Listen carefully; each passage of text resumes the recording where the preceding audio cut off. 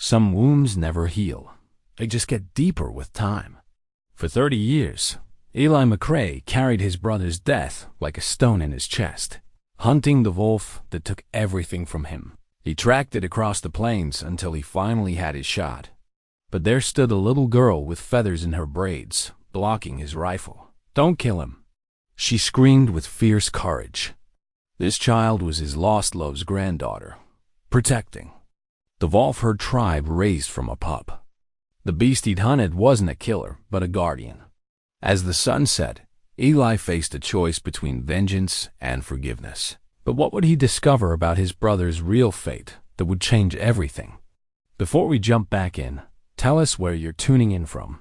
And if this story touches you, make sure you're subscribed, because tomorrow I've saved something extra special for you.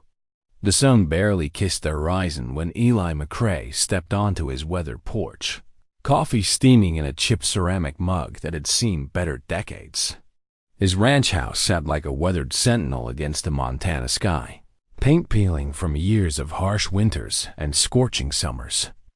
At 72, Eli moved with the deliberate grace of a man who'd learned to listen to his body's warnings, but his eyes still held the sharp focus of a predator. The silence stretched across his land like a familiar blanket. No cattle load in the distance anymore. He'd sold the last of his herd 3 years back when the arthritis in his hands made branding too painful. Now only the wind spoke to him, carrying whispers through the tall grass that reminded him of voices long silenced. Reached into his shirt pocket and withdrew a silver pocket watch, its surface worn smooth by decades of worried fingers.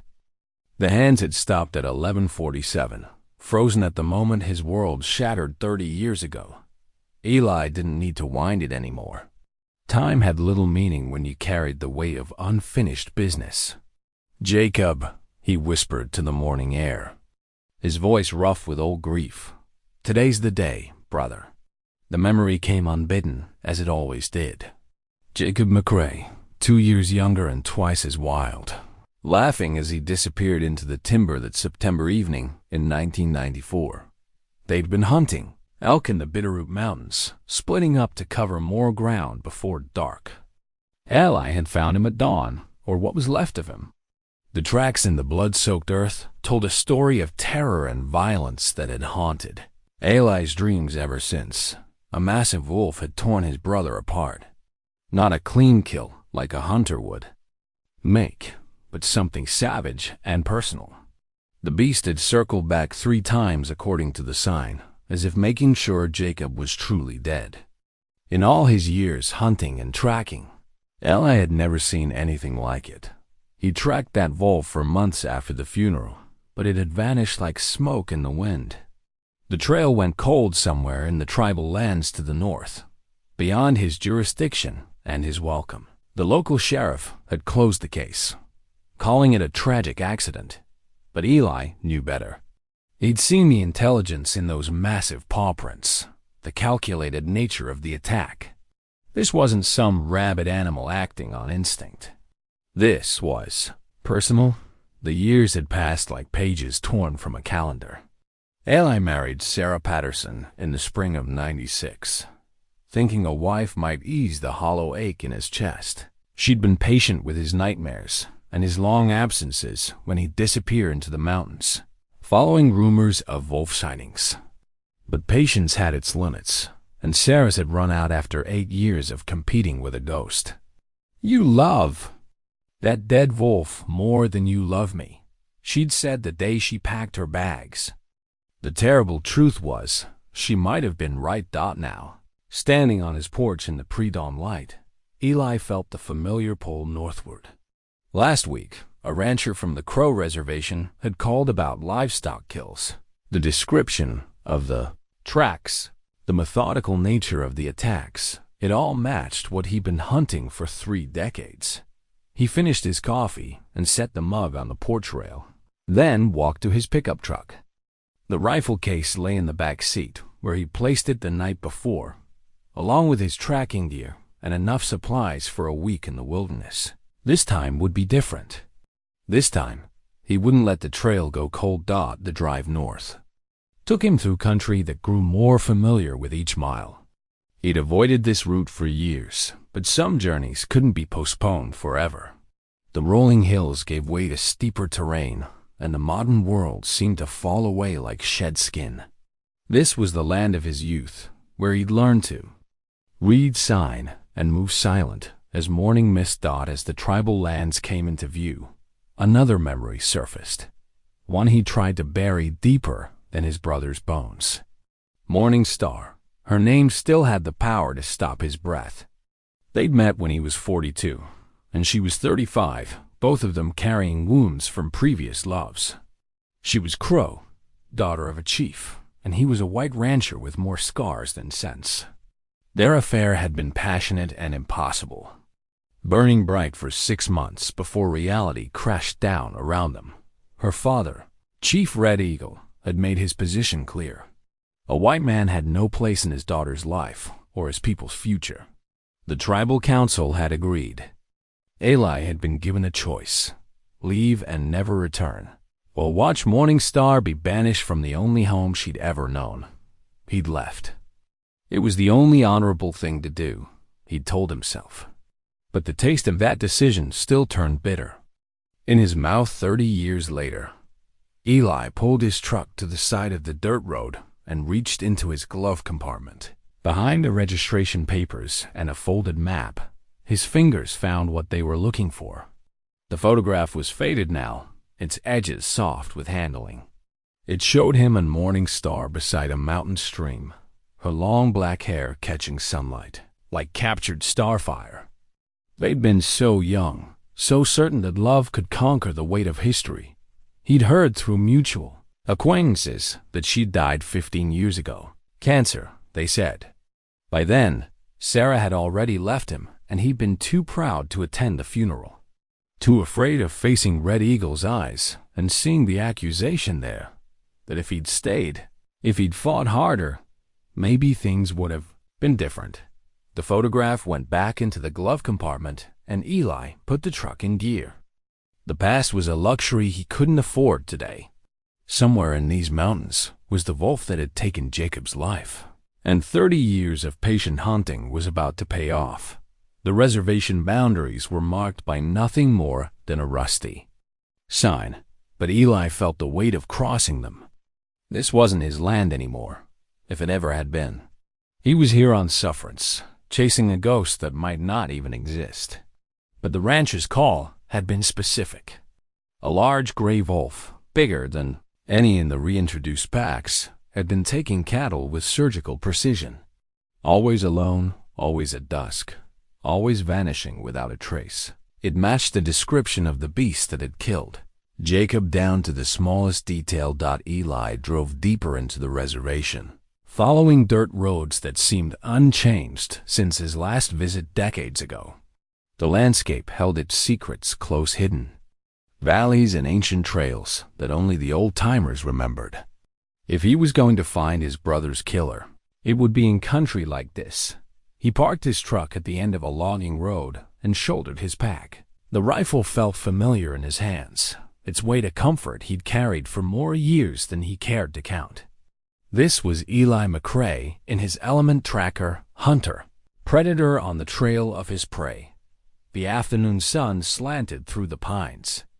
As he began to climb, somewhere ahead was the truth he'd been seeking for 30 years. Somewhere ahead was justice for his brother's blood. Somewhere ahead was the end of the hunt. The first sign came 3 hours into his trek, where a game trail crossed a shallow creek. Eli knelt beside the muddy bank and studied the tracks pressed deep into the soft earth. His weathered fingers traced the outline of a massive paw print, easily 6 inches across. The claws had left gouges that spoke of power and purpose. "There you are," he whispered, his voice carrying 30 years of accumulated hatred. The trail led upward through dense timber, winding between ancient pines that had witnessed centuries of hunters and hunted. Eli followed with the patience of a man who'd learned that haste meant failure. Each broken twig, each disturbed stone told part of the story. This wolf was smart, intelligent enough to use rocky ground to mask its scent, clever enough to double back and check its back trail. But Eli McCrae had been tracking for 50 years. He'd learned his craft from Blackfoot guides who could read sign like scripture. This wolf might be cunning, but it wasn't dealing with some weekend hunter stumbling through the woods. The sun was painting the western sky in shades of amber and gold when Eli created a ridge and saw the valley spread below him. It was a hidden sanctuary, protected by steep walls and accessible only through a narrow defile.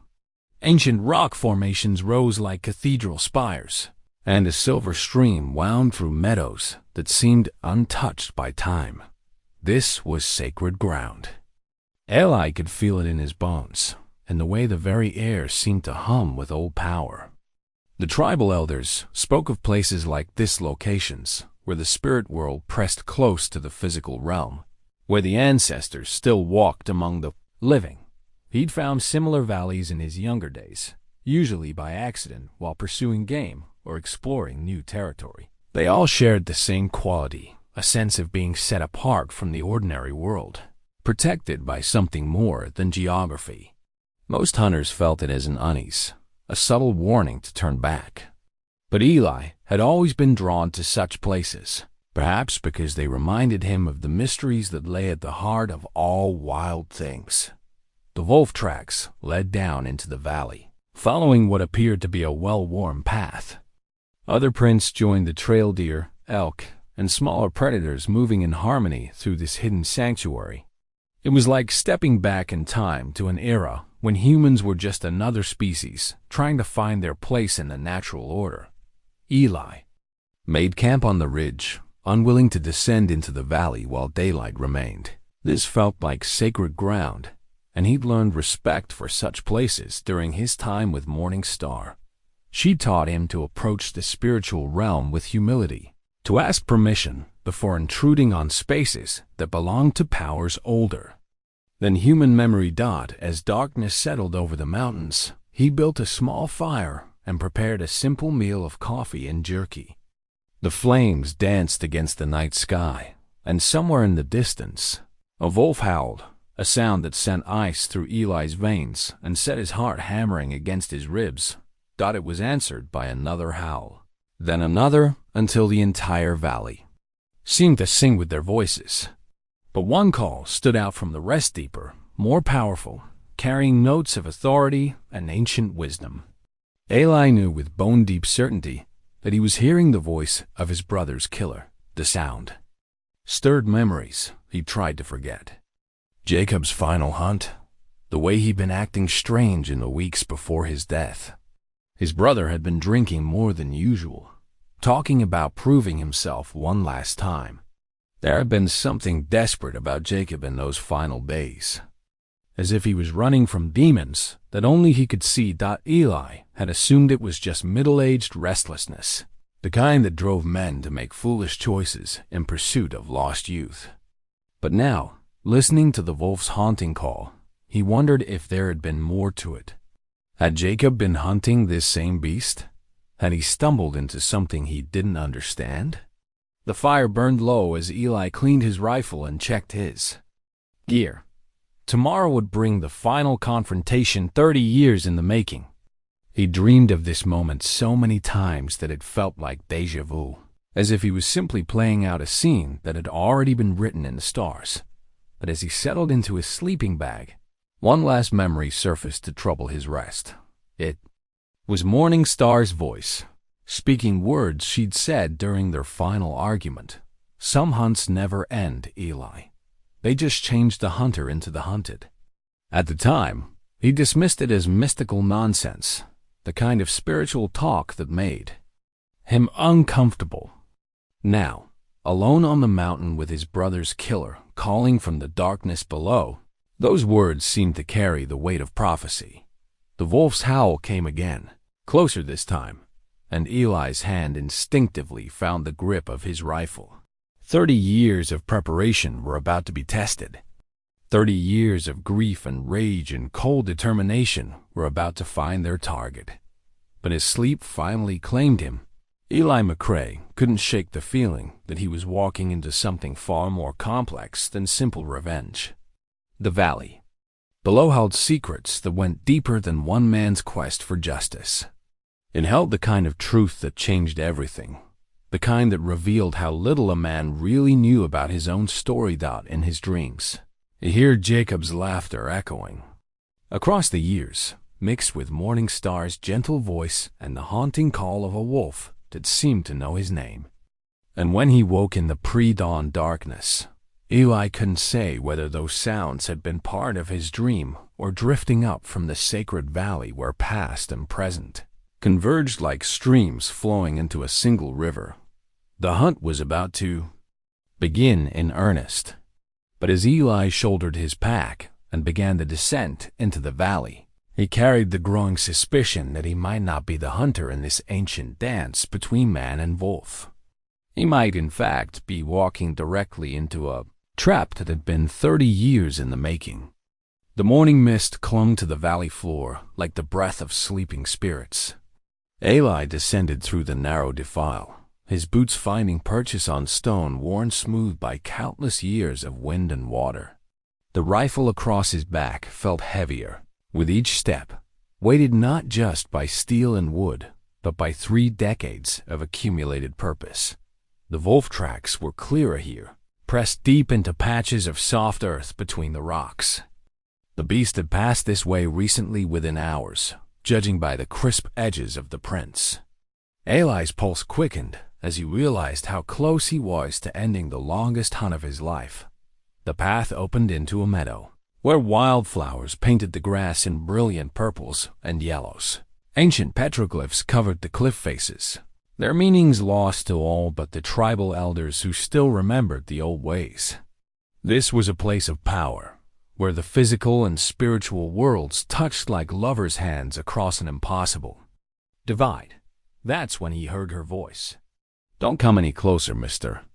Eli froze, his hand moving instinctively toward his rifle.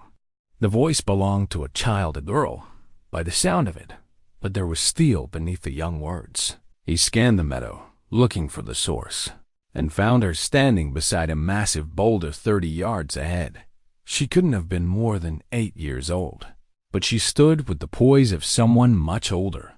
Her long black hair was woven with eagle feathers and colored beads that caught the morning light. Traditional buckskin clothing marked her as tribal, but it was her eyes that stopped Eli's breath.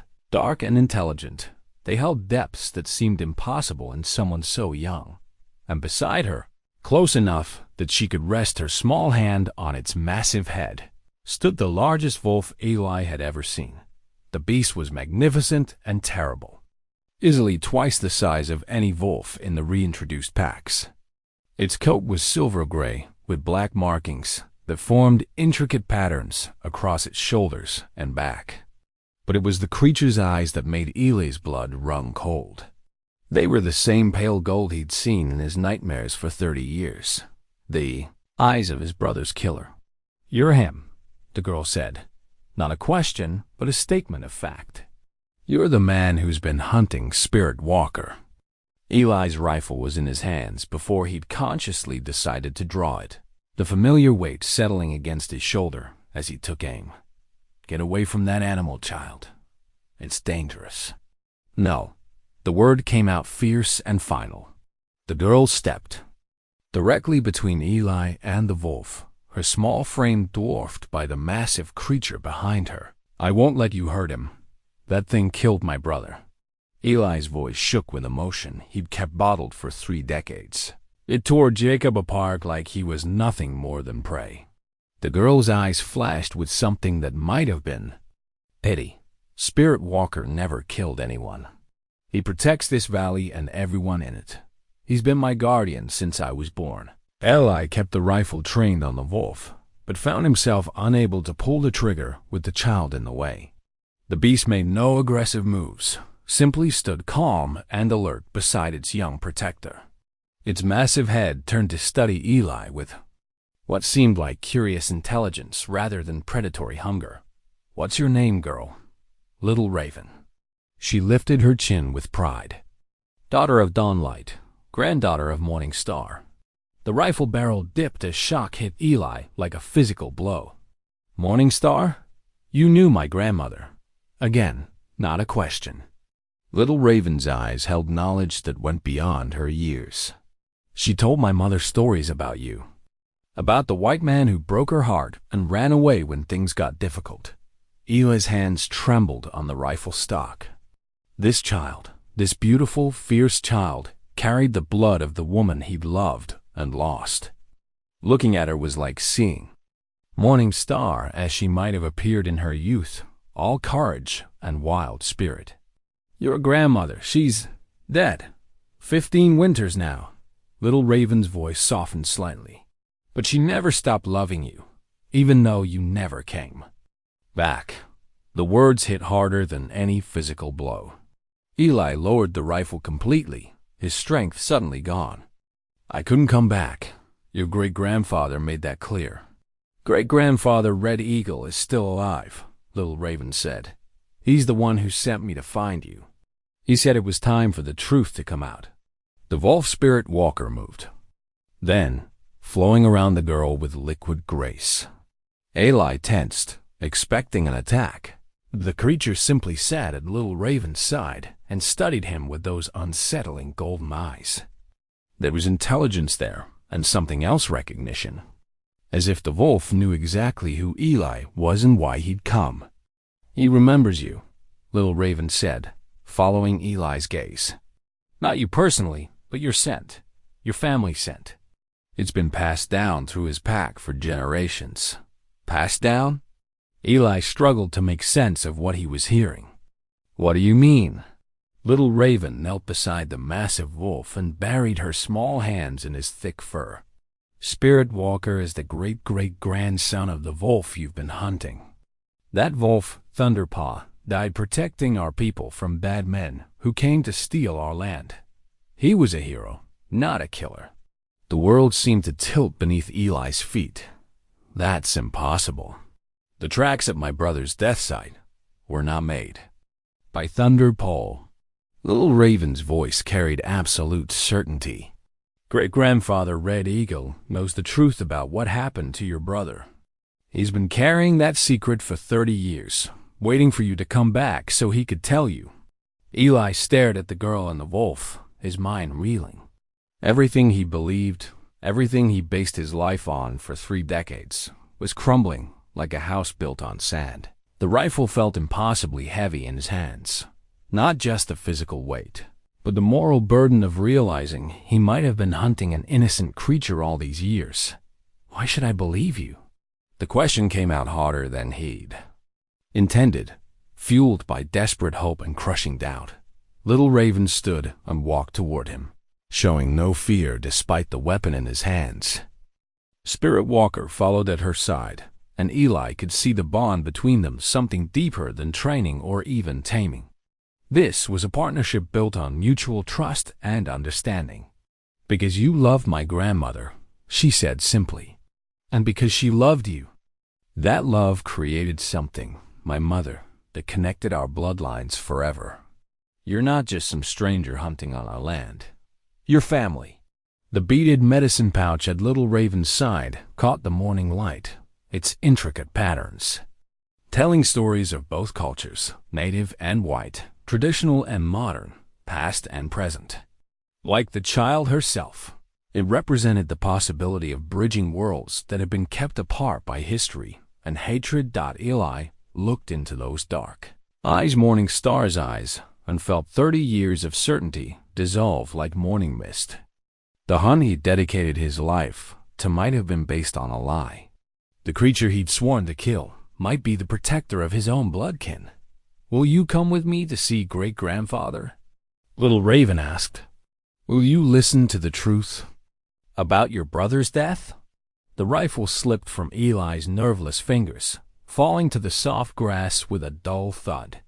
Spirit Walker watched him with what might have been compassion, and Little Raven smiled for the first time since their confrontation began.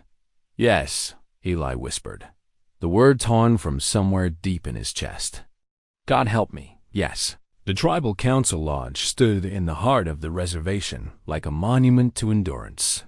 Built from logs that had weathered a century of seasons, its circular structure embodied the traditional beliefs that guided the Crow people through times of prosperity and hardship alike. Eli had never been inside, though he'd glimpsed it during his brief courtship of Morning Star 30 years ago. Little Raven walked beside him, Spirit Walker padding silently on her other side. The massive wolf drew stares from the tribal members. They passed, but no fear. Children waved at Little Raven and offered respectful nods to her guardian. This was clearly their home, and they were clearly beloved here. Great-grandfather will want to perform the proper ceremonies, Little Raven explained as they approached the lodge entrance. You're entering sacred space, and there are protocols to follow. Eli nodded, though his stomach churned with nervous energy. The last time he'd faced Red Eagle, the old chief had made his position crystal clear. White men had no place in his daughter's life or his people's future. Time might have passed, but Eli doubted the man's fundamental beliefs had changed. Lodge interior was dimly lit by a central fire pit, smoke rising through an opening in the roof to carry prayers skyward. Intricate beadwork and painted hides decorated the walls, telling stories of hunts and battles and spiritual journeys that stretched back to the beginning of the world. The air itself seemed thick with history and sacred power. Chief Red Eagle sat on the far side of the fire, and Eli was shocked by how much the man had aged. The warrior who had once seemed larger than life now appeared diminished, his long gray hair thin and his weathered face marked by deep lines of sorrow and wisdom. But his eyes, those dark, penetrating eyes, remained as sharp as ever. Eli McCrae, the old chief said, his voice carrying the weight of decades. You finally came back, Chief Red Eagle. Eli inclined his head respectfully. I came hunting, the wolf that killed my brother. I never expected to find Morning Star's granddaughter protecting that wolf's descendant. Red Eagle's mouth quirked in what might have been a smile. The spirits have a sense of humor about such things. Little Raven guided Eli to a place across the fire from her great-grandfather, then settled beside Spirit Walker with the easy grace of someone completely at home in this sacred space. The wolf lay down but remained alert, those golden eyes never leaving Eli's face. Red Eagle reached for an ornate pipe, clearly an artifact of great significance, and began the ritual of lighting it. The sweet smoke of sage and other sacred herbs filled the lodge, and Eli felt some of his tension ease despite the gravity of the situation. You know why I told you to leave 30 years ago, Red Eagle said, passing the pipe to Eli. My daughter was caught between two worlds, her people and yours. I thought I was protecting her from having to choose.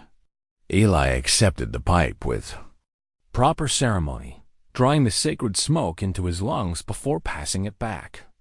I understood your position, even if I didn't like it. Did you? Red Eagle's eyes glittered in the firelight. Or did you just take the easy way out? The accusation stung because it carried the weight of truth. Eli had convinced himself that leaving was noble, but part of him had been relieved to escape the complexity of loving across cultural boundaries. Maybe both.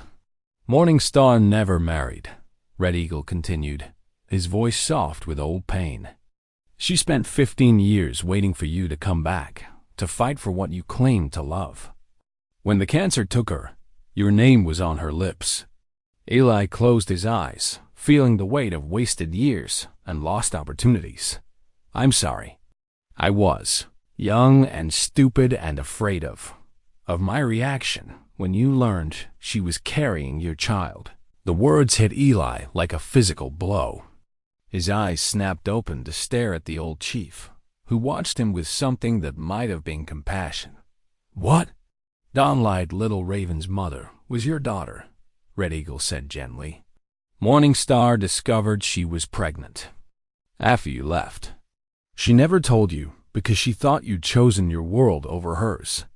The lodge seemed to spin around Eli as the implications crashed down on him. Dawn Light had been his daughter. Little Raven wasn't just Morning Star's granddaughter. She was his granddaughter, his own bloodkin. Why didn't you tell me? The words came out strangled, barely audible. Because I was angry, Red Eagle admitted. Angry at you for leaving. Angry at the situation. Angry at a world that made love between our people so difficult. I let my pride poison what should have been joy. Little Raven moved to sit beside Eli, her small hand finding his weathered one. Mother told me stories about her father, the white man who loved horses and could track anything that walked on 4 legs. She always hoped you'd come back someday. Eli stared down at their joined hands, his pale and scarred from decades of ranch work, her smooth and brown and innocent. His granddaughter, the child of the daughter he'd never known existed. She died 2 years ago, Little Raven continued. Softly. Car accident on the way back from town. That's when Spirit Walker became my full-time guardian. He's been protecting our family since I was born. Your family, Eli repeated numbly. My family. Red Eagle reached into a parfleche bag beside him and withdrew a bundle wrapped in soft doeskin. Morning Star left this for you. She made me promise to give it to you if you ever returned. With trembling hands, Eli unwrapped the bundle to reveal a blanket of incredible beauty. The weaving was exquisite, depicting scenes of wolves and eagles and sacred mountains in colors that seemed to glow in the firelight. It was a work of art that had taken months to complete. She started this when she learned she was pregnant, Red Eagle explained. It was going to be for your child to wrap the baby in both cultures, both worlds. She finished it after Dawn Light was born, hoping you'd return to see your daughter. Eli buried his face in the soft wool, breathing in the faint scent of sage and sweetgrass that still clung to the fibers. This blanket represented everything he'd lost: love, family, the chance to be a father and grandfather from the beginning. I'm old, Red Eagle said quietly. Older than any man has a right to be. But I've learned that carrying anger for 30 years only makes the burden heavier. I want to make peace before I join my ancestors. Little Raven squeezed Eli's hand. Great-grandfather says you have 3 days to understand before you decide about Spirit Walker. 3 days to learn the truth about your brother's death and what it means for our family. Eli looked up from the blanket to meet Red Eagle's eyes. The old chief's expression held no hostility now, only the weary wisdom of someone who'd carried too many secrets for too long. 3 days, Eli agreed, his voice rough with emotion. Then I want to know everything. Little Raven's home was a modest trailer set among the cottonwoods near the reservation's heart, but the girl had transformed the space into something magical. Dream catchers hung in the windows, their intricate webs catching the afternoon light. Traditional pottery shared shelf space with modern books, and the walls displayed a mixture of family photographs and tribal artwork that spoke of deep cultural pride. This was Mother's room, Little Raven said, leading Eli through a doorway, adorned with carved eagle feathers. I keep her things here so I can still feel close to her. The room was a shrine to Dawn Light McCrae, for that had been her full name. Eli learned with a stab of recognition. Photographs showed a beautiful woman with her mother's eyes, and what Eli now recognized as his own stubborn jawline. She'd graduated from college, worked as a teacher, and devoted her life to bridging the gap between traditional and modern education on the reservation. She looks like you, Little Raven said, watching Eli study a photograph of Dawn Light at her college graduation, especially around the eyes. Mother always said she got her determination from her father. Eli's throat tightened as he picked up the framed picture. His daughter smiled back at him from behind glass, cap and gown marking an achievement he'd never been there to celebrate.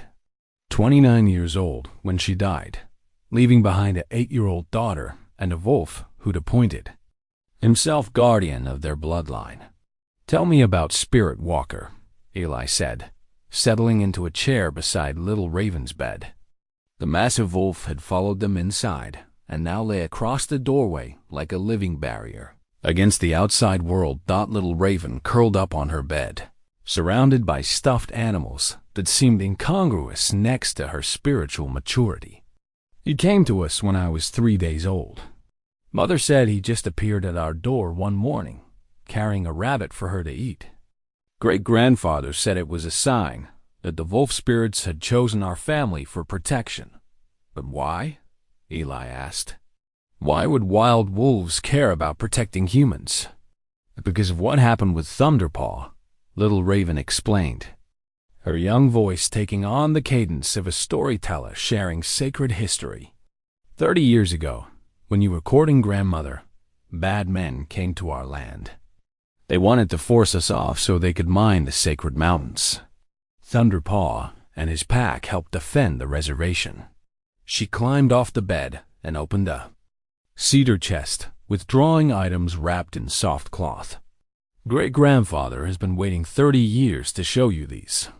The first item was a collar hand tool leather with silver concos and turquoise beads. This belonged to Thunderpaw.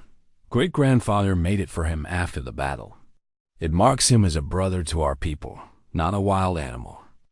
Eli turned the collar in his hands, noting the careful craftsmanship and the love that had gone into its creation. "This wasn't how you marked a dangerous predator. This was how you honored a hero." The second item was a painted hide, its surface covered with scenes of men and wolves fighting side by side against invaders. The artwork was masterful, telling a story of cooperation between species that most white men would find impossible to believe. "Thunderpaw died protecting the children during the final battle," little Raven continued. "But before he died, he mated with a female from his pack. Spirit Walker is descended from that line wolves bred to protect our people." Eli studied the painted hide, seeing now what he'd missed for 30 years. The wolves in the artwork weren't attacking humans, they were defending them. The story he'd been told, the assumptions he'd made about his brother's death, might be completely wrong. "But Jacob was killed by a wolf," he said, though the words carried less conviction than they once had. "I saw the tracks, the damage." Little Raven finished gently. "Yes, a wolf killed your brother, but not Thunderpaw, and not for the reasons you think." She returned to the cedar chest and withdrew one final item, a leather journal bound with rawhide ties. "This belonged to my mother.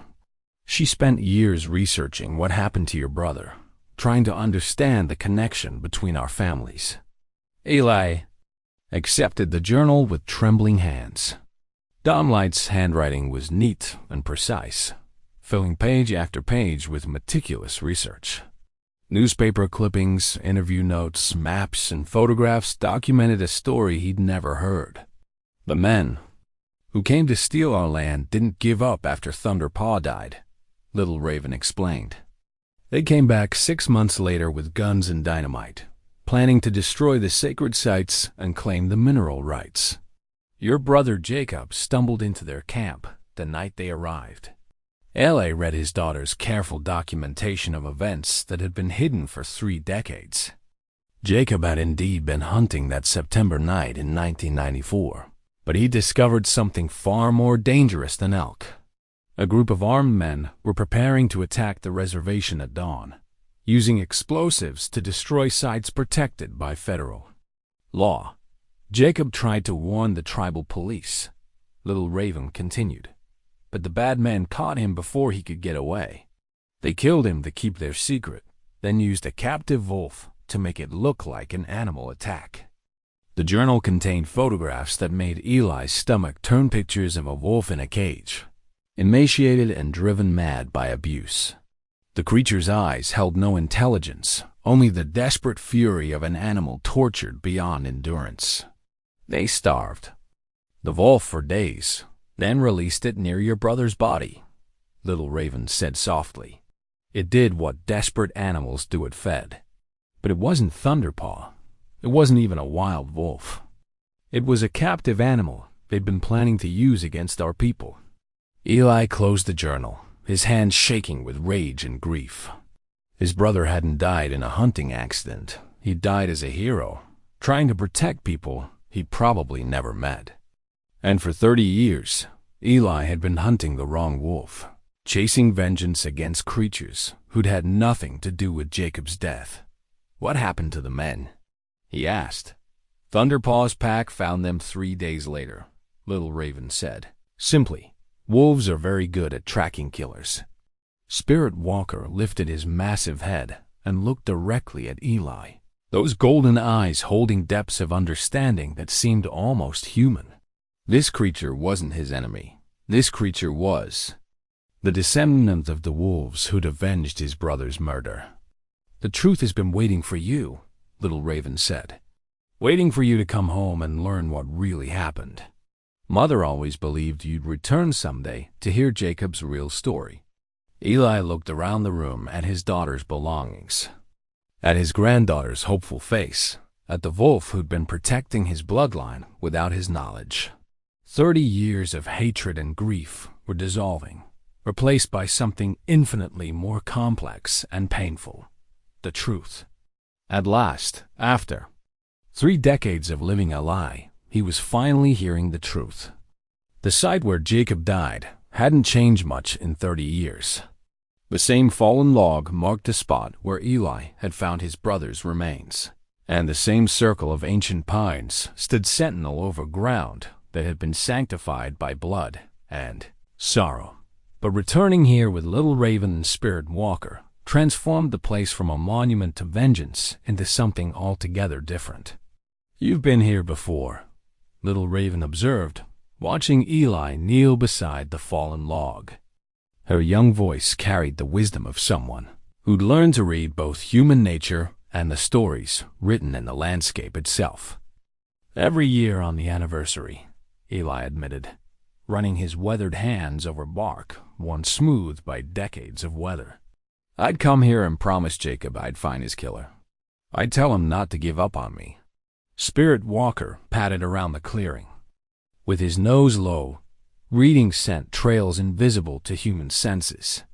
The massive wolf moved with purpose rather than random exploration, as if he knew exactly what they were looking for in this place of old grief. Great-grandfather says the land remembers everything, Little Raven said, settling cross-legged on a patch of soft grass. Every footstep, every heartbeat, every tear that falls.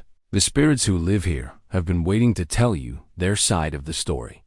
Eli had dismissed such talk as superstition during his younger days, but 30 years of living close to the land had taught him that indigenous wisdom often contained truths that scientific minds struggled to accept. There were places where the past felt present, where tragedy left echoes that sensitive souls could still hear. Tell me what you see, he said to Little Raven, trusting her connection to mysteries he was only beginning to understand. The girl closed her eyes and grew very still, her breathing deep and regular. Spirit Walker stopped his investigation and sat beside her, his massive head tilted as if he too was listening to voices only they could hear. There was fear here, Little Raven said finally, her voice distant and strange. Not just from the dying, but from the living. Someone was very afraid of being discovered. Eli felt the hair on his neck rise. Discovered doing what? Hiding something. Burying something that needed to stay secret. Little Raven's eyes snapped open, suddenly focused and urgent.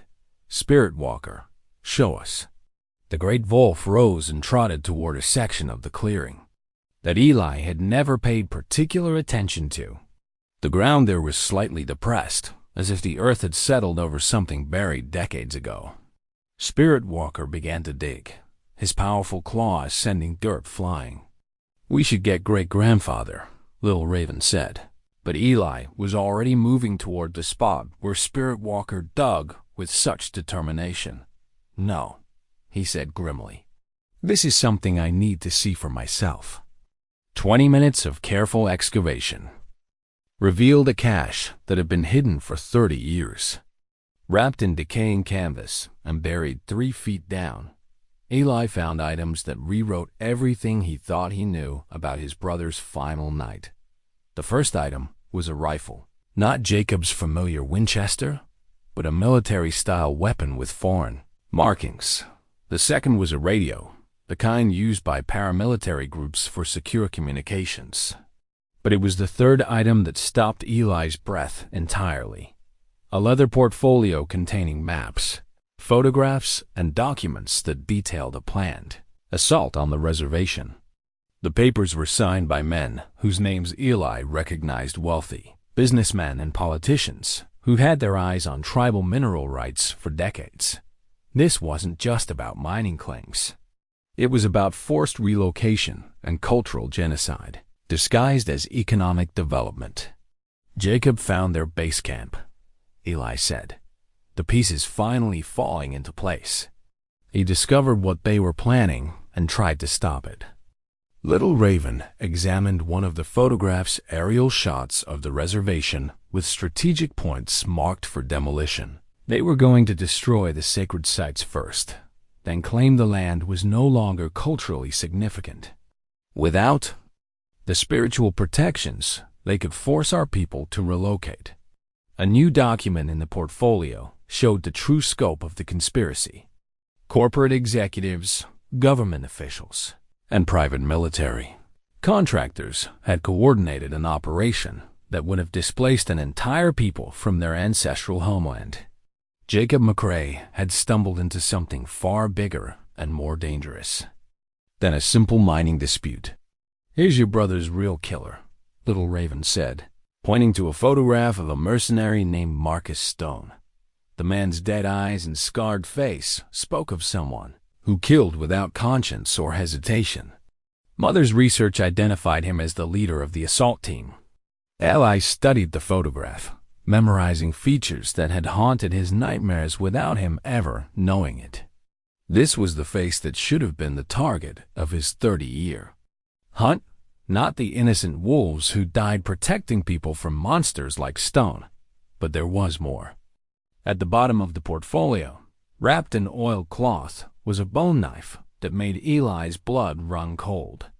The handle was carved with symbols he didn't recognize, but the blade was stained with something that looked suspiciously like old blood. "Jacob's hunting knife," he whispered, turning the familiar weapon in his hands. "He always carried this. It was our grandfathers before him." Little Raven touched the carved symbols with reverent fingers. "These are markers of the spirit world, symbols to guide the dead to their rest. Someone carved these after your brother died, to help his soul find peace. Who would do that?" "Thunderpaw's pack," she said simply. "Wolves understand death and honor. They marked your brother's knife, so his spirit would know he died with courage." Spirit Walker had finished his excavation and now stood guard over the cache like a sentinel protecting sacred ground. The great Wolf's golden eyes held something that looked remarkably like solemnity, as if he understood the significance of what they'd uncovered. The men who killed Jacob used a tortured wolf to cover their tracks. Little Raven continued, reading from documents in the portfolio. But they made a mistake. They left evidence of their real plan, thinking no one would ever find this cache. Eli gathered the documents with shaking hands. Here was proof of conspiracy, murder, and attempted genocide. Here was justice for his brother's death and vindication for the wolves he'd been hunting. But it was 30 years too late to bring Jacob back or undo the damage that hatred and ignorance had caused. Thunderpaw and his pack tracked down the killers, Little Raven said softly. "Wolf justice is swift and final. But they couldn't bring back your brother or heal your broken heart. Only the truth could do that." As the sun began to set over the clearing where Jacob had made his final stand, Eli felt the weight of 3 decades lifting from his shoulders. His brother hadn't died as a victim, he died as a hero, defending people who weren't even his own. And the wolves Eli had blamed were the very creatures who'd avenged Jacob's murder and protected his family ever since. The truth was indeed healing, but it carried its own burden of regret for all the wasted years and misdirected anger that had defined Eli's life since that terrible September night. The cave system Spirit Walker led them to was hidden behind a waterfall that cascaded down granite cliffs worn smooth by millennia of patient water. The entrance was nearly invisible unless you knew exactly where to look, camouflaged by hanging moss and jutting rocks that seemed to grow from the mountain itself. Thunderpaw brought the evidence here after he dealt with the killers. The little raven explained as they squeezed through the narrow opening. Wolves are good at keeping secrets when they need to. Inside, the cave opened into a cathedral-like chamber lit by shafts of sunlight filtering through cracks in the ceiling.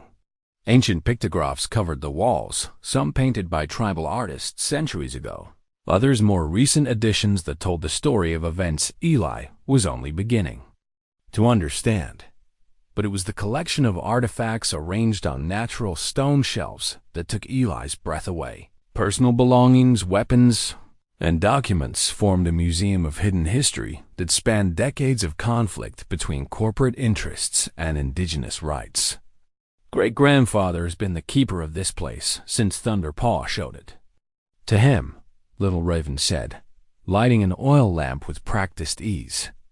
Every piece of evidence, every proof of their crimes, has been preserved here. Eli moved through the chamber like a man in a dream, examining artifacts that told stories of greed, violence, and the courage of those who'd stood against overwhelming odds. Mining equipment stained with blood. Contracts signed by men who'd never intended to honor their agreements. Photographs of sacred sites before corporate bulldozers had tried to erase them from existence.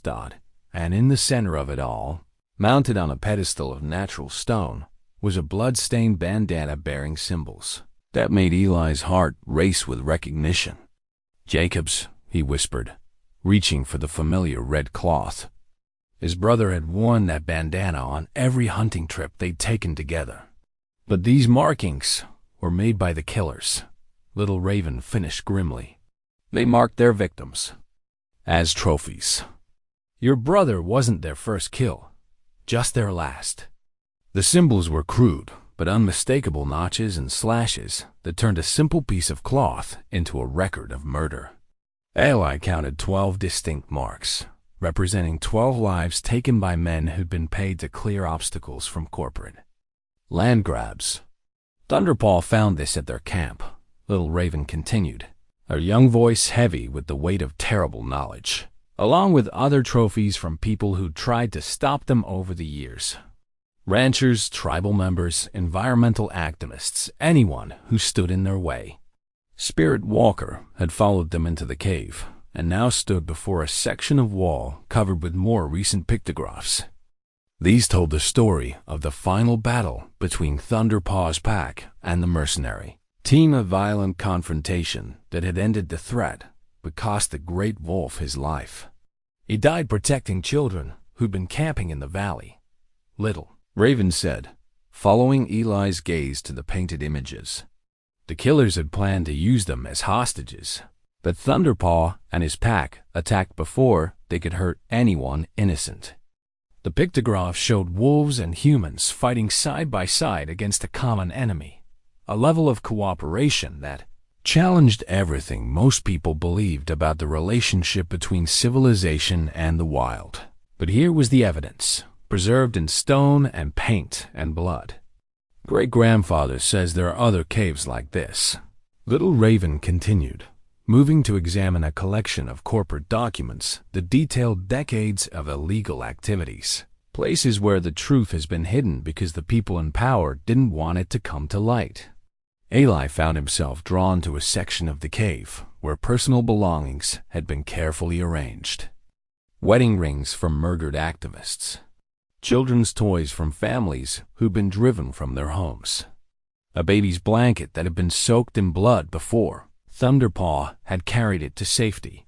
Each item told a story of lives destroyed by greed, and the courage of those who tried to stand against it. But it was the final display that brought Eli to his knees. a shrine dedicated to Jacob McCrae and the other victims who died trying to expose the truth.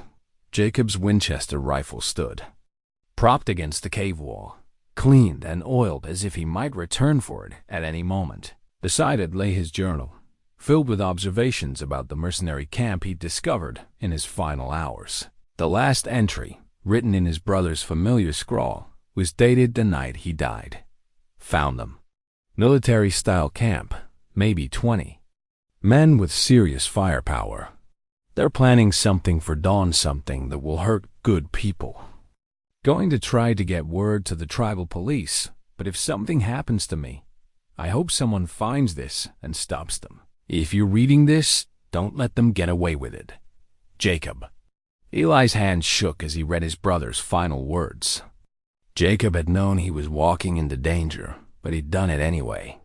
He died trying to protect people he barely knew because it was the right thing to do. He was a hero, little Raven said softly, kneeling beside Eli. Great-grandfather says, the spirits of the murdered still walk in this place, waiting for justice to be done. Justice was done, Eli said bitterly. Thunderpaw and his pack saw to that. Was it? Little Raven challenged. The killers are dead, yes, but the men who hired them, the companies that paid for the murders, they're still out there. Still, making money from the land they tried to steal. Still planning new ways to destroy what they can't control. Spirit Walker approached the shrine and lay down before it, his massive head resting on his paws in a posture of respect and mourning.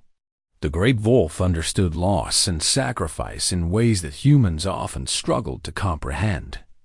Mother spent her last years trying to expose the conspiracy, Little Raven continued, pulling a manila folder from behind Jacob's rifle.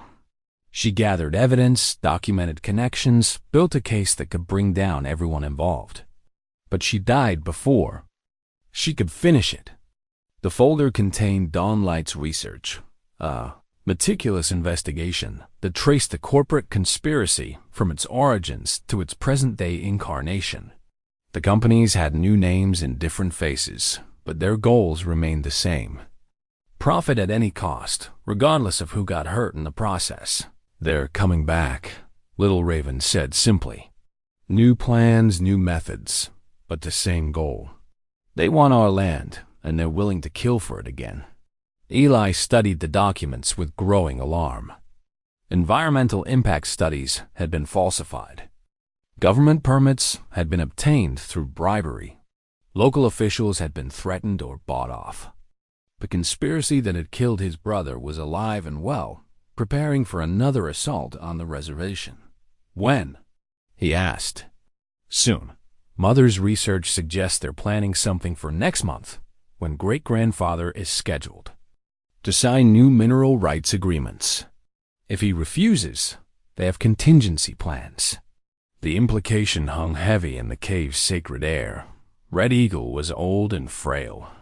An accident could be easily arranged, leaving the tribal council vulnerable to pressure and manipulation. Without their spiritual leader, the people might not have the strength to resist corporate intimidation. They won't get away with it, Eli said, rising to his feet with new determination. Not this time. Little Raven smiled for the first time since they'd entered the cave. Great-grandfather thought you'd say that. He's been waiting 30 years for Jacob's brother to come home and finish what he started. Spirit Walker lifted his head and looked directly at Eli, those golden eyes, holding intelligence and purpose that seemed almost human.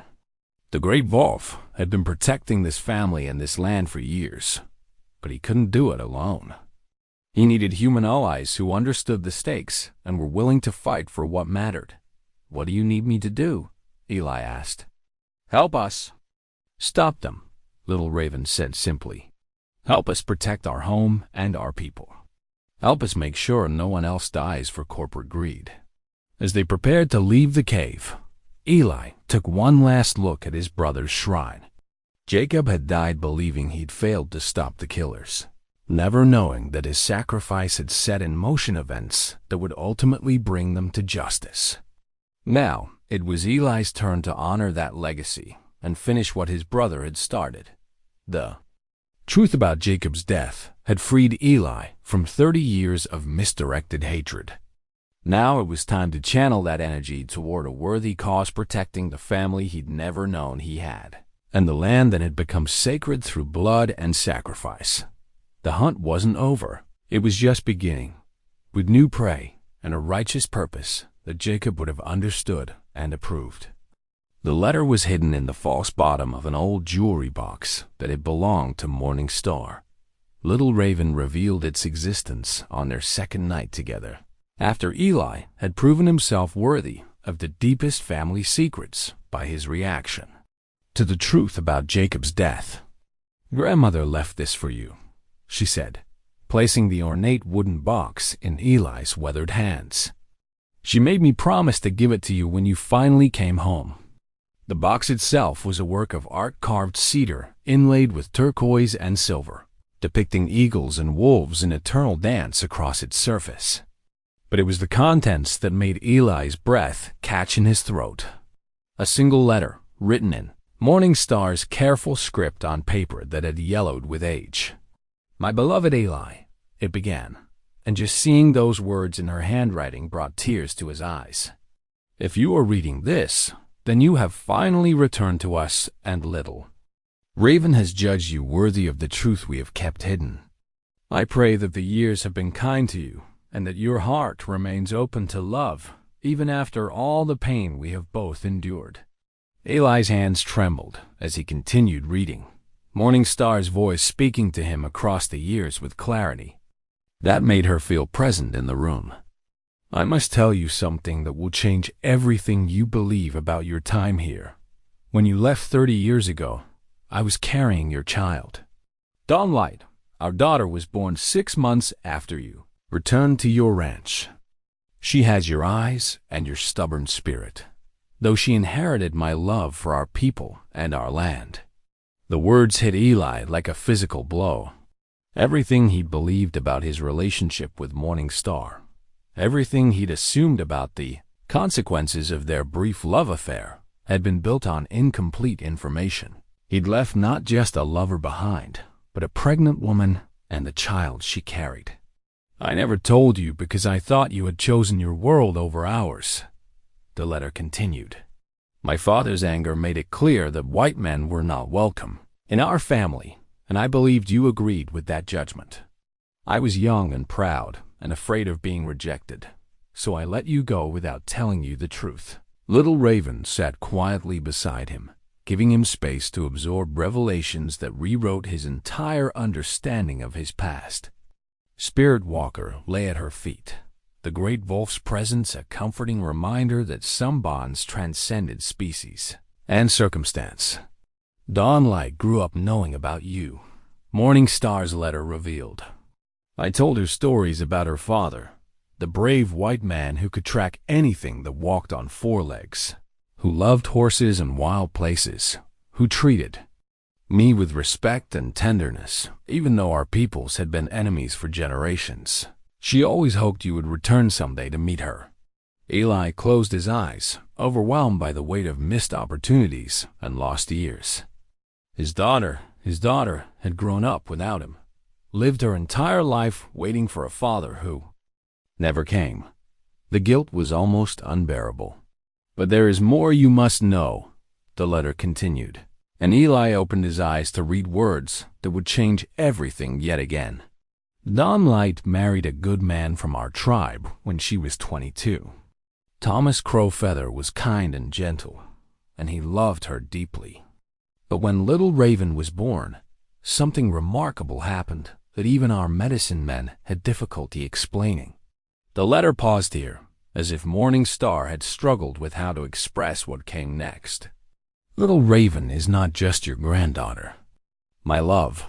She is something more, something the elders call a bridge between worlds. When she was 3 days old, the wolves came. Not just any wolves, but the descendants of Thunderpaw himself. They surrounded our home and waited, as if they had been called by something beyond human understanding." Eli looked at Little Raven with new eyes. The child watched him with an expression of infinite patience, as if she'd been waiting her entire life for this moment of revelation. The medicine man said the little raven carries the blood of two peoples and the blessing of the wolf spirits.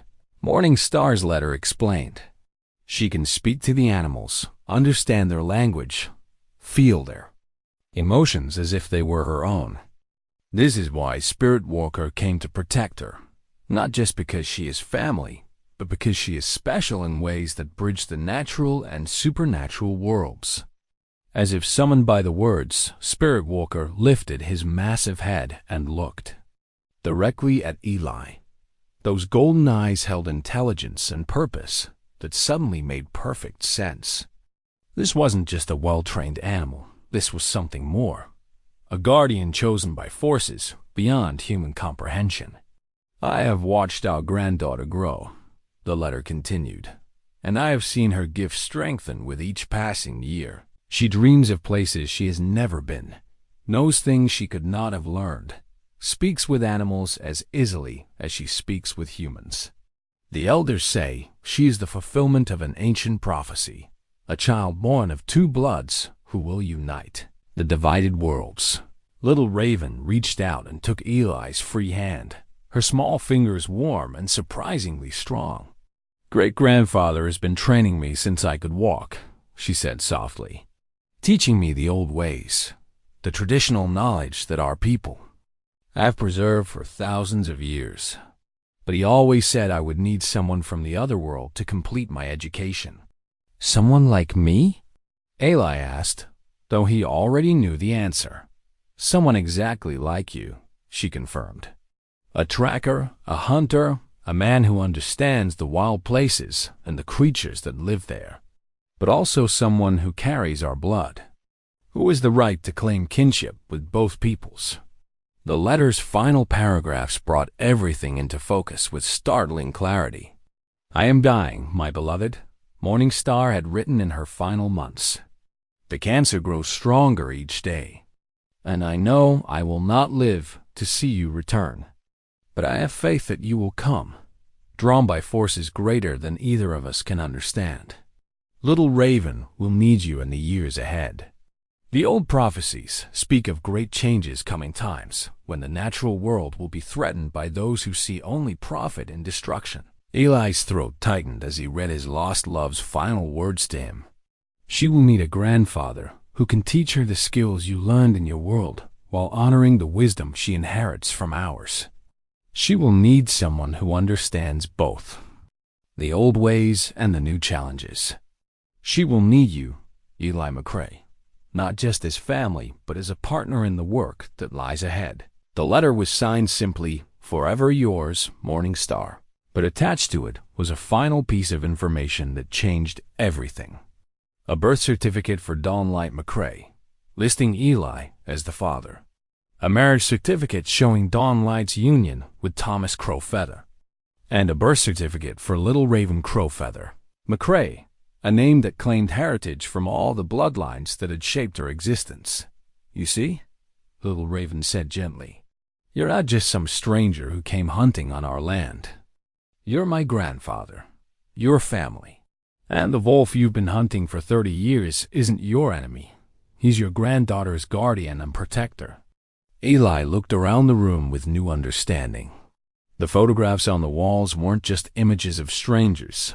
They were pictures of his family. The cultural artifacts weren't just museum pieces. They were part of his granddaughter's heritage, and therefore part of his own legacy. The corporate men are coming back, Little Raven continued, her voice taking on the weight of prophecy. Mother's research shows they plan to destroy the sacred sites and force our people from this land. But this time, they won't be fighting just the tribe. They'll be fighting as a family united across bloodlines and species. Spirit Walker rose and padded over to Eli, the massive wolf's golden eyes holding depths of intelligence and purpose. That spoke of alliances forged by forces beyond human understanding. When the great animal placed his huge head against Eli's knee, it felt like a blessing and a recognition of kinship that transcended the boundaries between species. The hunt, that had brought Eli to this place was over. The hunt that would define the rest of his life was about to begin. The corporate bulldozers arrived at dawn on the third day, their yellow bulk rolling across the reservation boundary, like mechanical beasts intent on devouring everything in their path. Eli watched them through binoculars from his position on the ridge above the sacred valley, counting equipment and personnel with the trained eye of a man who'd spent decades assessing threats in wild country. 20 machines, he reported to Little Raven, who knelt beside him with Spirit Walker pressed close to her side. Maybe 40 men. They've got security teams with military gear. This isn't just a land grab. It's a small-scale invasion. Little Raven studied the corporate convoy through her own binoculars, her young face grave with the weight of prophecy fulfilled. Mother's research was right. They're not planning to negotiate this time. They're planning to destroy everything and claim the land was never sacred to begin with. The massive wolf beside her growled low in his throat, the sound carrying across the morning air like distant thunder. Spirit Walker could sense the threat these machines represented, not just to the immediate landscape, but to the ancient balance between human and natural worlds that his bloodline had been bred to protect. Great-grandfather is gathering the warriors, Little Raven continued, lowering her binoculars. But we're outnumbered and outgunned. The tribal police can't help. The corporate lawyers have injunctions that prevent interference with legitimate survey operations.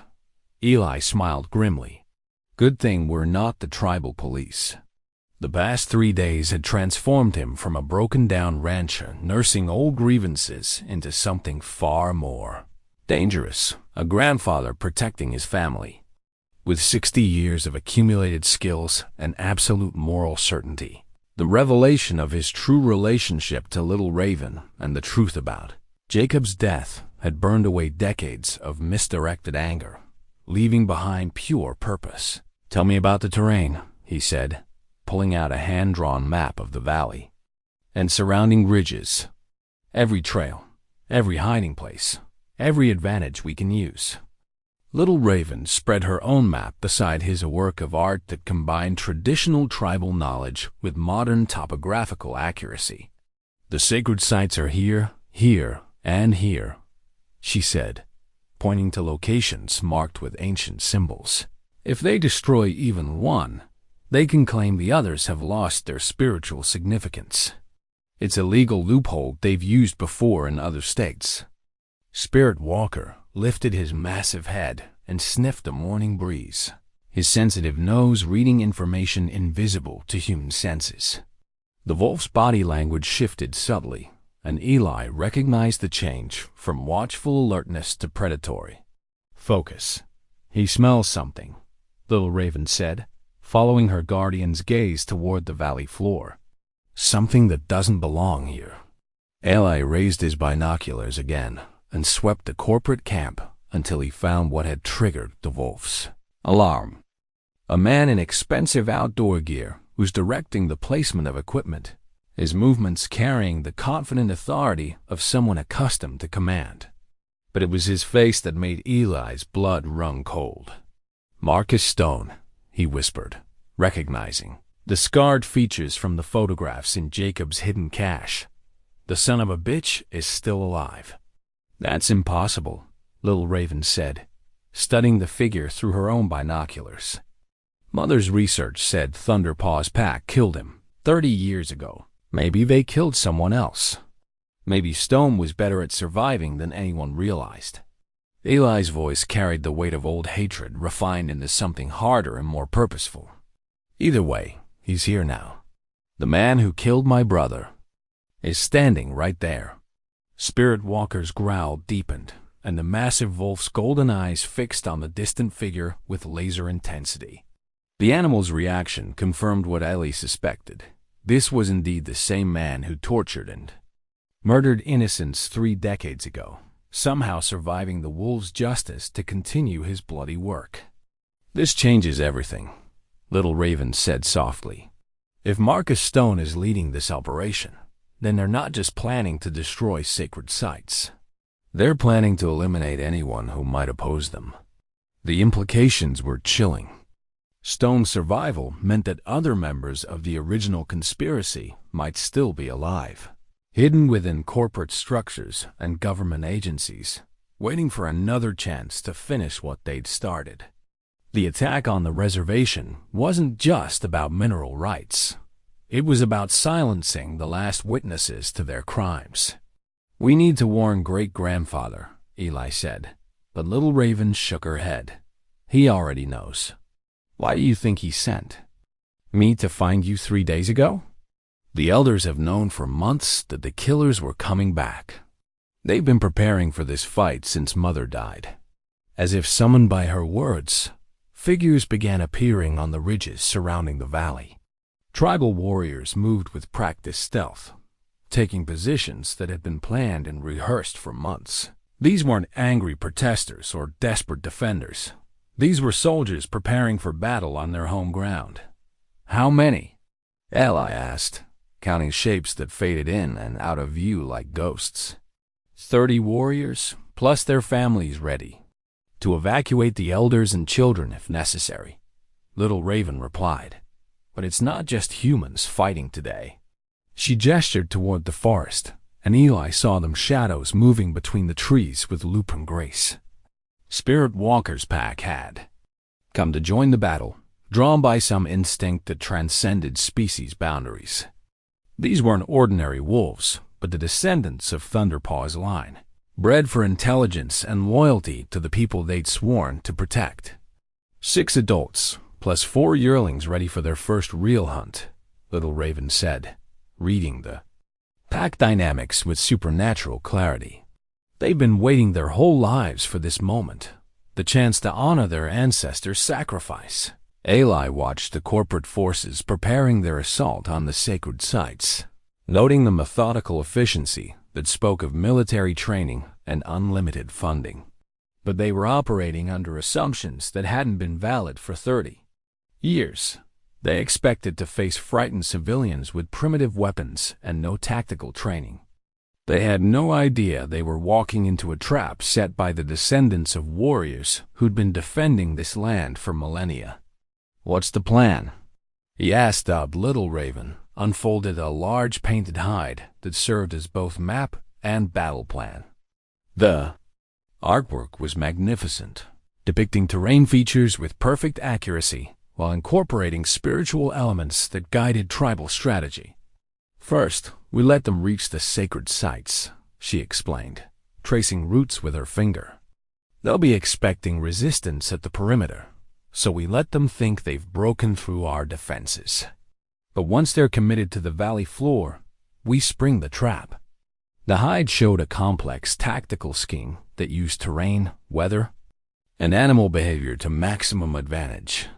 Corporate forces would be channeled into kill zones where superior firepower meant nothing. Their communications would be disrupted by terrain features that the tribal forces had studied for generations. Their escape routes would be blocked by wolves who knew every game trail and hidden path.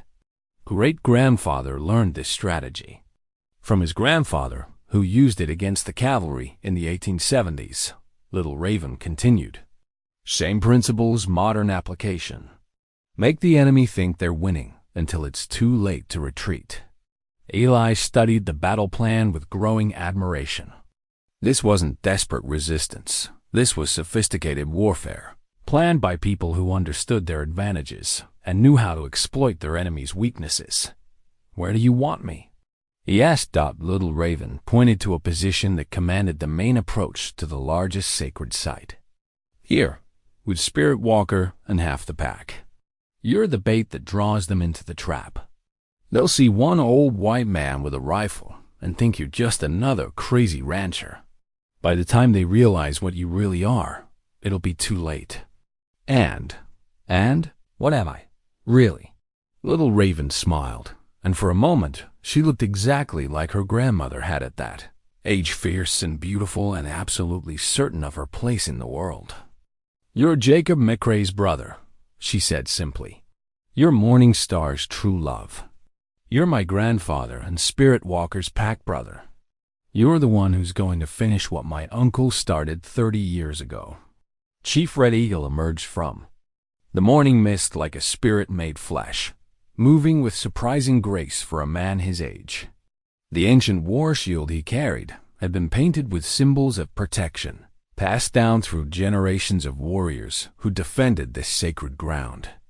"It is time," he said simply, his weathered face painted with the designs his ancestors had worn into battle.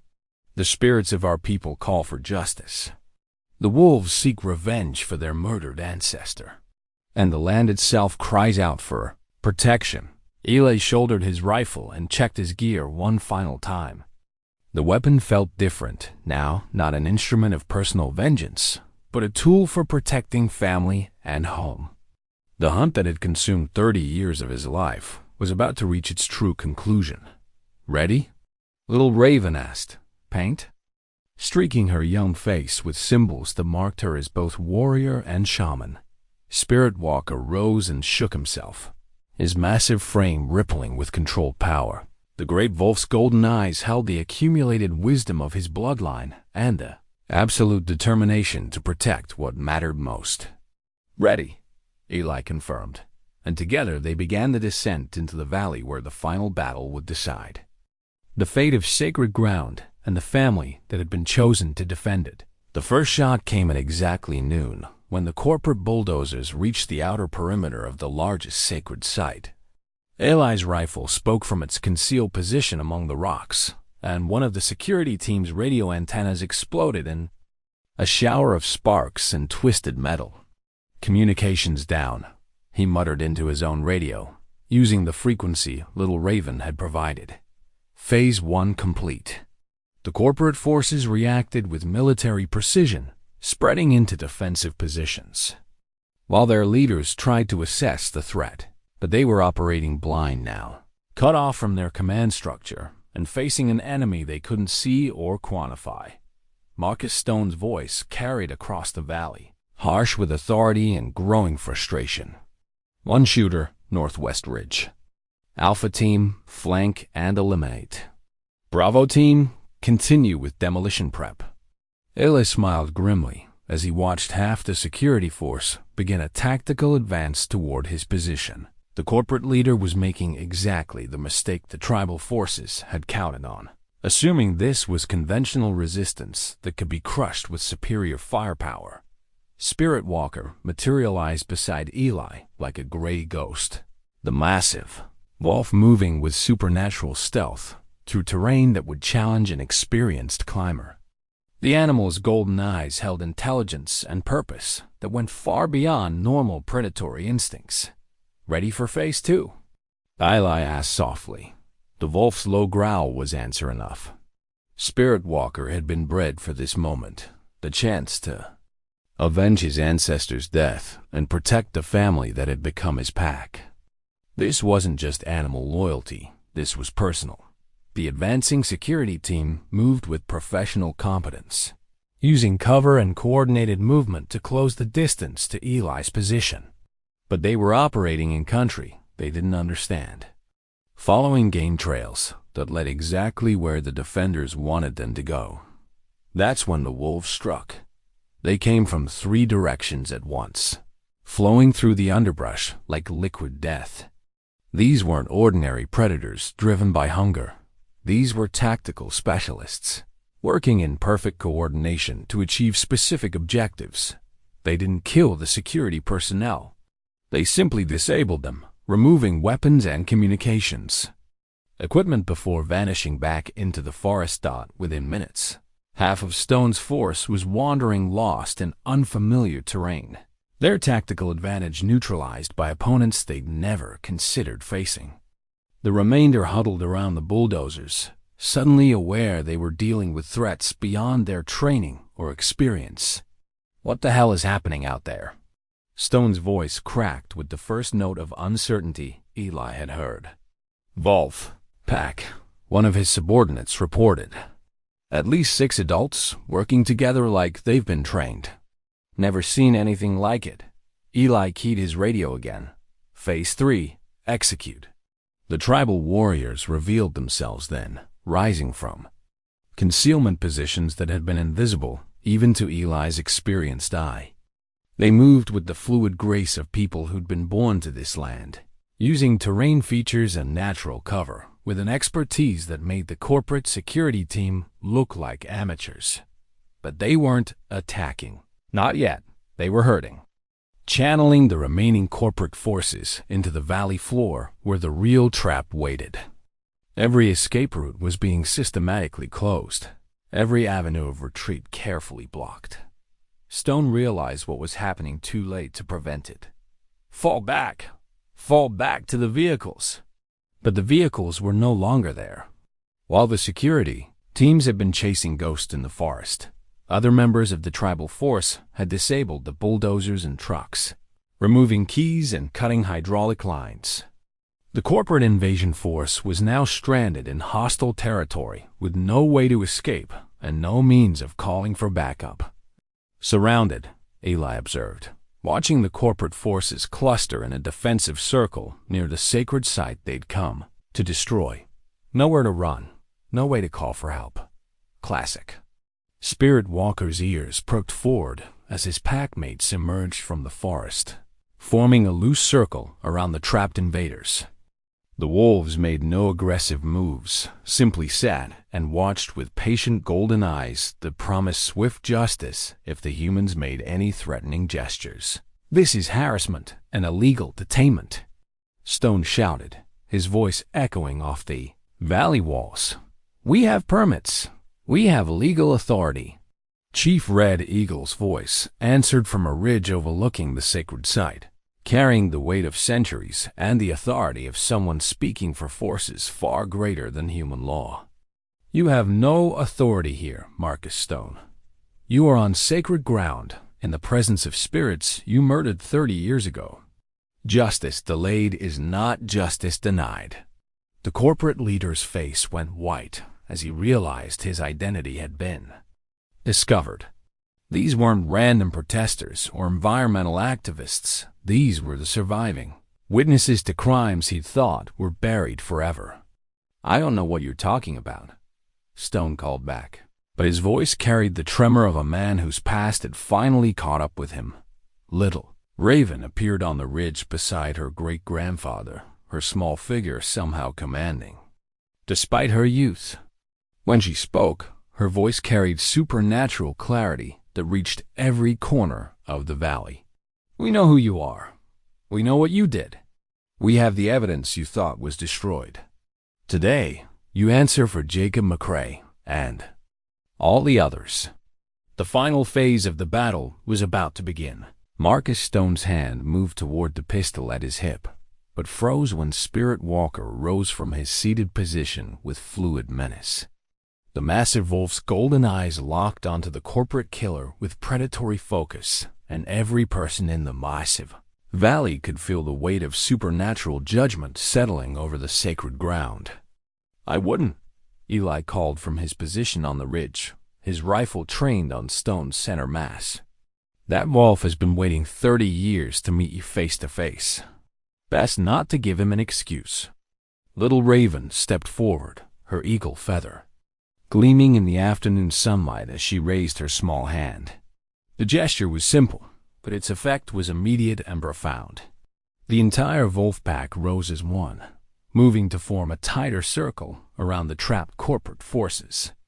"You came here to destroy what is sacred," she said, her young voice carrying the authority of ancient prophecies. "But you cannot destroy what lives in the hearts of the people. You cannot kill what the spirits protect." Stone's remaining security personnel looked around nervously, finally understanding they'd walked into something far beyond their experience or training. These weren't ordinary environmental protesters. These were warriors defending ground that had been sacred for thousands of years, backed by predators that seemed to operate with supernatural intelligence. "You want to know what happened to your brother?" Stone called to Eli, desperation creeping into his voice. "I'll tell you. But first, call off these animals and let us leave peacefully." "No," Eli said simply, his rifle never wavering. "You had your chance to leave peacefully 30 years ago. You chose murder instead. Now you face the consequences. Chief Red Eagle descended into the valley with the slow dignity of a man who'd lived long enough to see justice finally arrive. The ancient war shield he carried caught the sunlight, its painted symbols seeming to move and shift with supernatural life. "Marcus Stone," the old chief said formally, "you stand accused of the murder of Jacob McCrae and 11 other innocent people. You stand accused of conspiracy to commit genocide against the Crow Nation. You stand accused of crimes against the sacred spirits of this land. How do you answer?" Stone's composure finally cracked completely. "This is insane. You can't hold some kind of primitive trial out here. I have rights. I have lawyers." "Your lawyers aren't here," Little Raven observed calmly. "Your permits mean nothing on sacred ground. Your money can't buy you safety from the spirits of those you murdered." Spirit Walker padded closer to Stone, his massive frame moving with the patient confidence of a predator who knew his prey couldn't escape. The wolf's golden eyes held depths of intelligence and purpose that seemed to look directly into the killer's soul. "That's impossible," Stone whispered, staring at the grate. Wolf with growing horror. "We killed the original pack. I saw them die." "You killed Thunderpaw," Red Eagle confirmed. "But his offspring survived. His bloodline has been waiting for this moment, the chance to face his killer and deliver the justice that was too long delayed." The corporate leader looked around desperately, seeking escape routes that no longer existed. His security team was disarmed and scattered. His equipment was disabled. His communications were cut. For the first time in 30 years, Marcus Stone was completely helpless. "What do you want?" he asked finally. "The truth," Eli said, descending from his ridge position with his rifle still trained on the killer. "The whole truth about what you did to my brother and why." Stone glanced at the circle of wolves and warriors surrounding him, calculating odds that grew worse with every passing second. "If I tell you, will you let us go?" "If you tell us," Little Raven said with supernatural calm, "the spirits will decide your fate, but lies will only make your judgment harsher." The killer's shoulders sagged as the weight of decades finally crushed his defiance. "We were hired to clear the reservation by any means necessary. The mineral rights were worth billions, but only if the tribal claims could be invalidated. Your brother stumbled into our operation camp the night before we were supposed to begin." "Begin what?" Chief Red Eagle demanded. "Systematic elimination of tribal leadership, destruction of sacred sites, manufactured evidence of Indian terrorist activities that would justify federal intervention." Stone's voice was flat, emotionless. "Standard corporate pacification protocols." Eli's finger tightened on his rifle trigger. "You were planning genocide." "I was planning to get paid," Stone corrected. "The methods weren't my concern. But your brother, he saw too much, understood too much. He had to be eliminated before he could warn anyone." "So you tortured him," Little Raven said, her young voice carrying terrible certainty. "So I made an example of him," Stone replied without remorse. "Used a captive wolf to make it look like an animal attack. Sent a message that the wilderness wasn't safe for people who stuck their noses where they didn't belong." Spirit Walker's growl deepened, and the massive wolf took another step closer to the killer. The animal's golden eyes held the accumulated rage of his bloodline, and the promise of justice finally delivered. "The spirits have heard your confession," Chief Red Eagle said formally. "Now they will deliver their judgment." The final confrontation was at hand. 3 months after the confrontation in the Sacred Valley, Eli McCrae stood on the porch of his new cabin, watching the sun paint the reservation landscape in shades of gold and amber. The structure was simple but sturdy, built with his own hands from timber cut with tribal permission and blessed by Chief Red Eagle in a ceremony that had formally welcomed him into the community. Little Raven emerged from the cabin behind him, carrying 2 steaming mugs of coffee and moving with them easy confidence of a child who'd found her place in the world. Spirit Walker padded beside her, the massive wolf's golden eyes alert but peaceful as he surveyed the land they'd all fought to protect. The federal investigators left this morning, Little Raven reported, settling into the chair beside Eli's. Agent Martinez says Marcus Stone's confession has opened up cases that go back 40 years. They're calling it the largest corporate conspiracy in modern history. Eli nodded, unsurprised by the news. Stone's breakdown in the Sacred Valley had been complete and devastating, revealing decades of crimes that law enforcement agencies were still trying to catalog. The corporate executive had traded information for protective custody, naming names and providing evidence that was bringing down an entire network of corruption. Any word on the others? Eli asked. 12 arrests so far, including 2 senators. And a federal judge, Little Raven said with satisfaction. Mother's research was the key. She documented everything, connected all the dots. The FBI says her work probably prevented dozens of similar operations. Dawnlight's legacy lived on in the justice finally being served. Her meticulous investigation had provided law enforcement with a roadmap to corruption that extended far beyond the reservation boundaries. Corporate executives, government officials, and private military contractors were all facing federal charges that would ensure they spent their remaining years in prison. Great-grandfather wants to know if you'll speak at the memorial service next week, Little Raven continued. It's for all the victims' Uncle Jacob, the tribal members who were killed, the environmental activists. He says you have the right to represent the families who lost someone. Eli considered the request, thinking of his brother's final resting place in the valley where he died as a hero. A proper monument would be erected there, honoring not just Jacob, but all those who died protecting sacred ground from those who saw only profit and destruction. I'll speak, he agreed. Jacob would want the story told, all of it, the truth he died trying to reveal.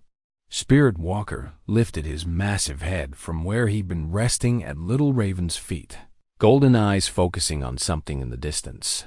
A moment later, Eli heard it too. The sound of an approaching vehicle following the dirt road that led to their remote homestead. Chief Red Eagle's pickup truck crested the hill, trailing dust in the late afternoon light. The old chief moved more slowly these days, but his mind remained sharp and his authority undiminished. He'd become something more than a political leader. He was the keeper of tribal memory and the bridge between ancient wisdom and modern challenges. Grandfather, Little Raven called as Red Eagle climbed the porch steps. Perfect timing. I just made fresh coffee. The old chief accepted a mug with grateful hands, settling into the third chair that had been added to their evening ritual. The lawyers called, he reported without preamble. The mineral rights case has been dismissed permanently. Federal judges ruled that the corporate permits were obtained through fraud and criminal conspiracy. So the sacred sites are safe? Eli asked. Safer than they've been in decades, Red Eagle confirmed. The government is establishing a permanent protection zone around the entire valley. No mining, no development, no corporate interference. Just the land and the spirits and the people who've always belonged here. Little Raven smiled, and for a moment she looked exactly like her grandmother had at that age, fierce and beautiful, and absolutely certain of her place in the world. Mother would be proud. She always said the truth would win eventually, if enough people were willing to fight for it. As evening settled over the reservation, other figures began appearing along the trails that led to Eli's cabin. Tribal members arriving for what had become a weekly gathering storytelling sessions, where the old ways were passed to younger generations and new friendships were forged. Across cultural boundaries, young warriors brought their families to meet. The white grandfather who'd proven himself in battle. Elders shared traditional knowledge with someone who'd earned the right to learn sacred mysteries. Children played with Spirit Walker and his pack, treating the massive wolves as beloved family members rather than dangerous predators. You know, Red Eagle said as they watched the informal celebration take shape in the meadow below the cabin. Morning Star used to dream about this. A time when our peoples would come together not as enemies, but as family. She saw you in those dreams, an old man teaching children to track and hunt while respecting the spirits of the animals they pursued. Eli felt the weight of Morning Star's hand-woven blanket across his shoulders, the one she'd made while pregnant with their daughter.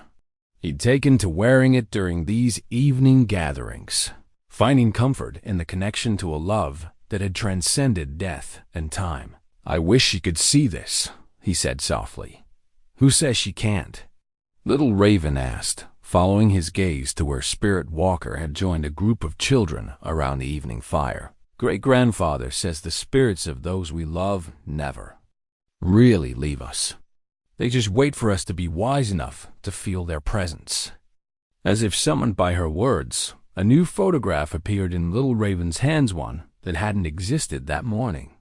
It showed Eli, Little Raven, and Spirit Walker standing together against a sunset backdrop, but there was something else in the image. A translucent figure standing behind them, her hand resting on Eli's shoulder with infinite tenderness. Morning Star's spirit, captured by supernatural photography that defied scientific explanation but felt absolutely real to anyone who looked at it with an open heart. "The old ways and the new ways," Red Eagle said softly, studying the impossible photograph. "Ancient spirits using modern technology to remind us that love transcends all boundaries." Eli took the photograph with hands that trembled slightly, seeing in it the promise of reunion that waited beyond this life. But there was work to be done first, a granddaughter to raise, a land to protect, and a legacy to build that would honor all those who died for the truth. As the stars emerged over the sacred valley, 3 generations sat together on the porch of a simple cabin, a white grandfather, his Native American granddaughter, and the great chief who'd bridged their worlds with wisdom and forgiveness. Beside them lay a wolf whose bloodline carried the blessing of the spirits and the promise of protection for all who called this place home. The hunt was over, the family was complete, and the future stretched before them like an unwritten story waiting to be filled with love, adventure, and the deep satisfaction that comes from protecting what matters most. In the distance, other wolves howled their evening songs to the rising moon, their voices carrying messages of peace and plenty to all who had ears to hear. The sacred valley was safe, the family was united, and the circle of love that had begun with Morning Star and Eli decades ago was now complete with the addition of Little Raven and her supernatural guardian. Some stories end with victory. Others end with reunion. The best stories, the ones that matter most, end with the promise that love and courage can overcome any obstacle, bridge any divide, and create families that transcend all the boundaries that humans use to separate themselves from one another. This was that kind of story. And it was just the beginning.